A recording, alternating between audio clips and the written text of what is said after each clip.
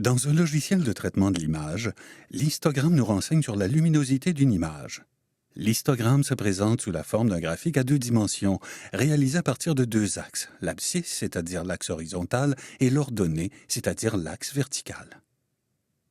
Les histogrammes ont pour fonction de représenter le mode de répartition des pixels d'une image en traçant le nombre de pixels correspondant à chaque niveau d'intensité de la couleur.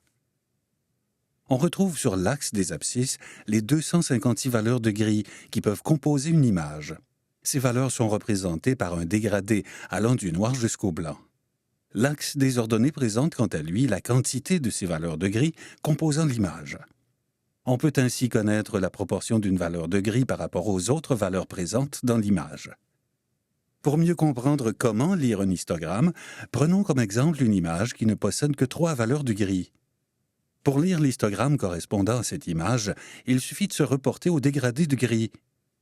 Ainsi, sachant que le noir pur équivaut à la valeur 0 et que le blanc pur est égal à la valeur 255, le gris le plus foncé utilisé dans cette image est le gris 75, le moyen est le gris 134 et le plus pâle reçoit la valeur 207.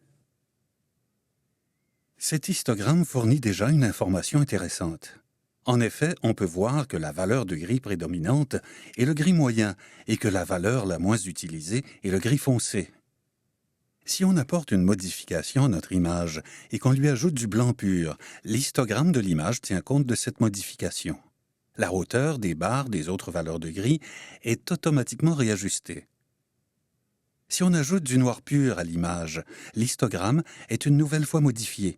Il représente maintenant le ratio des 5 valeurs de gris utilisées dans l'image. Prenons maintenant une image photographique dont la profondeur est codée sur 8 bits, c'est-à-dire une image capable d'afficher 256 nuances de gris différentes. Chacune de ces valeurs de gris est représentée sur l'histogramme, ce qui donne cette fois-ci un graphique plus complet, puisque toute la surface du dégradé est recouverte. Cet histogramme fournit plusieurs informations précieuses. On remarque notamment que le graphique forme un pic, ce qui signifie que les gris prédominants dans l'image sont des gris qui ont une valeur comprise entre 70 et 90 sur les 256 valeurs possibles. On remarque aussi que les noirs sont inexistants, que la valeur la plus foncée utilisée dans l'image est un gris d'une valeur de 10 sur 255. Que les blancs purs sont également absents et que les hautes lumières de l'image sont représentées par des gris qui se situent autour de 230 sur 255. Ainsi, l'histogramme nous parle.